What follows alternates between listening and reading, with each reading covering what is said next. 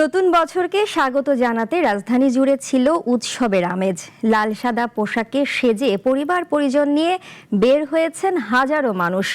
বৈশাখী মেলা, সাংস্কৃতিক অনুষ্ঠান আর আনন্দ উচ্ছ্বাসে মুখর ছিল চারপাশ। সকাল থেকেই রাজধানীর বিভিন্ন বিনোদন কেন্দ্রে নেমেছে মানুষের ঢল।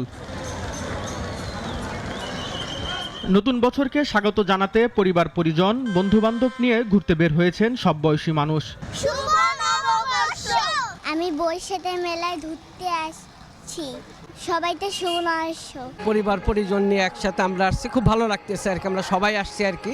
এই প্রথম আমাদের বাচ্চা নিয়ে এসেছি, ওরা কখনো দেখেনি, এইবারই প্রথম দেখলো, দেখে অনেক ভালো লাগে। লাল সাদা পোশাক আর মুখে রঙিন আলপনা এঁকে নিজেদের রাঙিয়ে তুলেছেন অনেকে।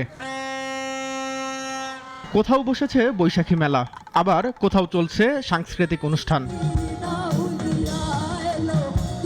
নতুন বছরকে ঘিরে মানুষের উচ্ছ্বাসের কমতি ছিল না।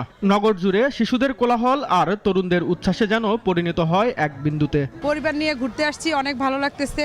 আমাদের জন্য খুবই আনন্দদায়ক, যেহেতু বৈশাখে সবাই আসে, শাড়ি পাঞ্জাবি সবাই, তো এরা সবাইকে দেখে আর কি আলাদা একটা আনন্দ লাগে। প্রত্যাশা থাকবে যুদ্ধ যেন বন্ধ হয়, সারা ওয়ার্ল্ডে যে এখন যে যুদ্ধগুলো চলছে এগুলো যেন বন্ধ হয়ে যায়, কারণ ওইগুলোতে বাংলাদেশের অবস্থা তো আরো খারাপ হয়ে যাবে। এদিকে ভয়েস অব ফিলিপিন নগরের সার্বিক সহযোগিতায় ঢাকায় বসবাসরত দৌলতপুরবাসীর উদ্যোগে আয়োজন করা হয় পান্তা ইলিশ ভোজের।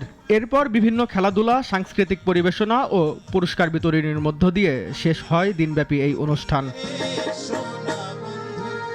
রেজাই রাব্বি, নাগরিক, ঢাকা।